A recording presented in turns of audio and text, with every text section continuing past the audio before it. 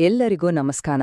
ಇವತ್ತು ನಾವು ದೀಪಕ್ ಚೋಪ್ರಾ ಅವರ ಒಂದು ಅದ್ಭುತವಾದ ಕೃತಿ ಯಶಸ್ಸಿನ 7 ಆಧ್ಯಾತ್ಮಿಕ ನಿಯಮಗಳ ಬಗ್ಗೆ ಮಾತಾಡೋಣ.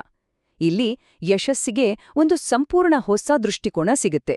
ಅಂದಹಾಗೆ ಇದು ಕೇವಲ ಕಷ್ಟಪಟ್ಟು ಕೆಲಸ ಮಾಡೋದು ಅಥವಾ ಸ್ಪರ್ಧೆ ಮಾಡೋದ್ರ ಬಗ್ಗೆ ಅಲ್ಲ, ಬದಲಾಗಿ ಜೀವನದ ಒಂದು ಸಹಜ ಹರಿವಿನ ಜೊತೆ ಹೊಂದಿಕೊಂಡು ಹೋಗೋದ್ರ ಬಗ್ಗೆ ಇದೆ. ನಾವೆಲ್ಲ ಕೇಳಿರ್ತೀವಿ, ಯಶಸ್ಸು ಬೇಕು ಅಂದ್ರೆ ಹಗಲು ರಾತ್ರಿ ಕಷ್ಟಪಡ್ಬೇಕು, ಹೋರಾಡ್ಲೇಬೇಕು ಅಂತ. ಆದ್ರೆ ಇದೊಂದೇ ದಾರಿನಾ? ನಿಜವಾಗಿಯೂ ಯಶಸ್ಸು ಅಂದ್ರೆ ಹೀಗೆ ನಿರಂತರವಾಗಿ ಹೋರಾಟ ಮಾಡೋದೇನಾ? ಈ ಪ್ರಶ್ನೆಯೇ ನಮ್ಮಿವತ್ತಿನ ಈ ವಿಶ್ಲೇಷಣೆಯ ಆರಂಭ.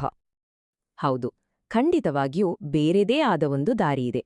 ಇದು ಜೀವನದ ಜೊತೆ ಜಗಳವಾಡೋ ಬದಲು ಅದರ ಸಹಜ ಹರಿವೊಂದಿಗೆ ಸಾಗೋದನ್ನ ಕಲಿಸುತ್ತೆ. ಬಲವಂತ ಮಾಡೋ ಬದಲು ಸಾಮರಸ್ಯದ ಮೂಲಕ ಯಶಸ್ಸನ್ನ ಸಾಧಿಸೋದು ಇದರ ಮೂಲತತ್ವ.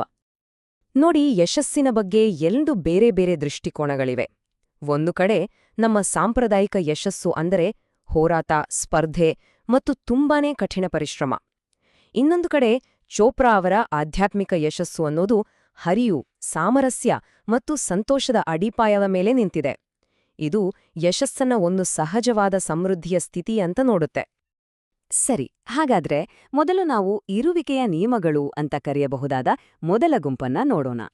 ಇವು ಪ್ರಯತ್ನವೇ ಇಲ್ಲದೆ ಯಶಸ್ಸು ಗಳಿಸ್ಲಿಕ್ಕೆ ಬೇಕಾದ ಆಂತರಿಕ ಅಡಿಪಾಯವನ್ನ ಹಾಕಿಕೊಡುತ್ತೆ.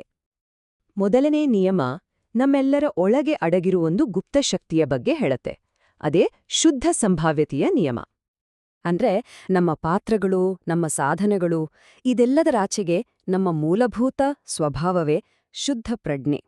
ಇದು ಅನಂತ ಸಾಧ್ಯತೆಗಳ ಮತ್ತು ಅಪರಿಮಿತ ಸೃಜನಶೀಲತೆಯ ಒಂದು ಕ್ಷೇತ್ರ. ಧ್ಯಾನ, ಮೌನ ಮತ್ತು ಪ್ರಕೃತಿಯ ಜೊತೆ ಸಂಪರ್ಕದಲ್ಲಿರೋದರ ಮೂಲಕ ಈ ಆಂತರಿಕ ಸ್ಥಿತಿಯನ್ನ ನಾವು ತಲುಪಬಹುದು. ಸರಿ, ಈಗ ಎರಡನೇ ನಿಯಮದ ಕಡೆ ಬರೋಣ. ಇದು ಬ್ರಹ್ಮಾಂಡದ ಶಕ್ತಿಯ ಹರಿವನ್ನ ನಿಯಂತ್ರಿಸುತ್ತೆ. ಅದೇ ಕೊಡುವ ಮತ್ತು ಪಡೆಯುವ ನಿಯಮ.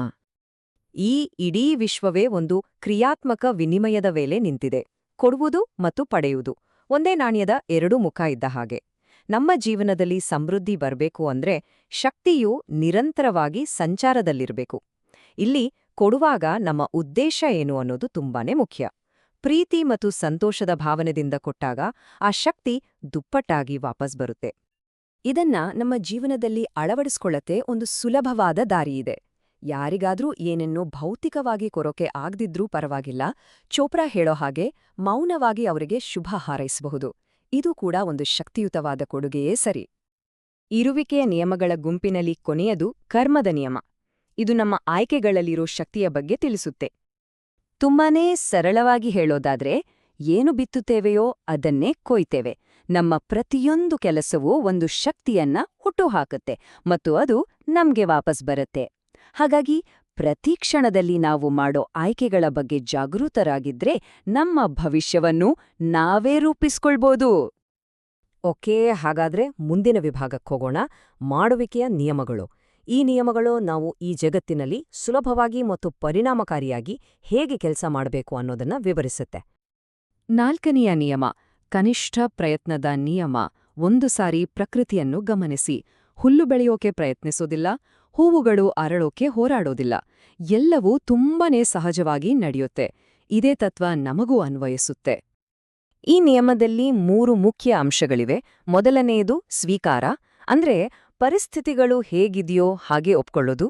ಎರಡನೇದು ಜವಾಬ್ದಾರಿ, ಅಂದ್ರೆ ಸವಾಲುಗಳನ್ನ ಅವಕಾಶಗಳಾಗಿ ನೋಡೋದು. ಮತ್ತು 3ನೇದು ರಕ್ಷಣಾರಹಿತತೆ, ಅಂದ್ರೆ ನಮ್ಮ ದೃಷ್ಟಿಕೋನವನ್ನೇ ಬೇರೆಯವರ ಮೇಲೆ ಹೇರ್ಬೇಕು ಅನ್ನೋ ಅಗತ್ಯವನ್ನ ಬಿಟ್ಟುಬಿಡೋದು. 5ನೇ ನಿಯಮ ಉದ್ದೇಶ ಮತ್ತು ಆಸೆಯ ನಿಯಮ. ಇದು ನಮ್ಮ ಗಮನದಲ್ಲಿರೋ ಶಕ್ತಿಯ ಬಗ್ಗೆ ಹೇಳುತ್ತೆ. ಆದ್ರೆ ಈ ಶಕ್ತಿಯನ್ನ ಪರಿಣಾಮಕಾರಿಯಾಗಿ ಬಳಸಬೇಕು ಅಂದ್ರೆ ಇದಕ್ಕೆ ಇನ್ನೊಂದು ನಿಯಮದ ಜೊತೆ ಬೇಕು. ಮತ್ತು ಆ ಜೊತೆಗಾರನೇ 6ನೇ ನಿಯಮ ನಿರ್ಲಿಪ್ತತೆಯ ನಿಯಮ. ಇದು ಕೇಳೋಕೆ ಸ್ವಲ್ಪ ವಿರೋಧಾಭಾಸದಂತೆ ಅನಿಸಬಹುದು, ಆದ್ರೆ ಯಶಸ್ಸಿಗೆ ಇದು ಅತ್ಯಂತ ಪ್ರಮುಖವಾದದ್ದು. ಈ 2 ನಿಯಮಗಳ ನಡುವಿನ ಸಂಬಂಧವನ್ನ ಹೀಗೆ ಅರ್ಥ ಮಾಡಿಕೊಳ್ಳಬಹುದು. ಉದ್ದೇಶ ಅಂದ್ರೆ ನಮ್ಗೆ ಏನು ಬೇಕು ಅನ್ನೋದ್ರ ಬಗ್ಗೆ ಸ್ಪಷ್ಟವಾಗಿ ಇಟ್ಟುಕೊಳ್ಳೋದು. ಆದ್ರೆ ನಿರ್ಲಿಪ್ತತೆ ಅಂದ್ರೆ ಅದು ಹೇಗೆ ಆಗುತ್ತೆ ಅನ್ನೋ ಚಿಂತೆಯನ್ನ ಬಿಟ್ಬಿಡೋದು. ಗುರಿಯನ್ನ ನಿಗದಿ ಮಾಡಿ ಅದನ್ನ ಸಾಧಿಸೋ ಮಾರ್ಗವನ್ನ ಈ ವಿಶ್ವಕ್ಕೆ ಬಿಟ್ಟುಕೊಡ್ಬೇಕು ಅಷ್ಟೇ. ಸರಿ, ಈಗ ನಾವು ಅಂತಿಮ ಮತ್ತು ಎಲ್ಲಕ್ಕಿಂತ ಹೆಚ್ಚು ಸ್ಫೂರ್ತಿದಾಯಕ ನಿಯಮದ ಕಡೆಗೆ ಬಂದಿದ್ದೇವೆ. ಇದು ನಮ್ಮ ಈ ಪ್ರಯಾಣದ ಪರಾಕಾಷ್ಠೆ ಅಂತಲೇ ಹೇಳಬಹುದು. 7ನೆಯ ನಿಯಮ ಧರ್ಮದ ನಿಯಮ, ಅಂದರೆ ಜೀವನದ ಉದ್ದೇಶ. ನಮ್ಮಲ್ಲಿ ಪ್ರತಿಯೊಬ್ಬರಿಗೂ ಒಂದು ವಿಶಿಷ್ಟವಾದ ಪ್ರತಿಭೆ ಇರುತ್ತೆ ಮತ್ತು ಆ ಪ್ರತಿಭೆಯನ್ನ ಬಳಸಿ ಬೇರೆಯವರಿಗೆ ಸೇವೆ ಸಲ್ಲಿಸೋಕೆ ಒಂದು ವಿಶೇಷ ಮಾರ್ಗ ಕೂಡ ಇರುತ್ತೆ.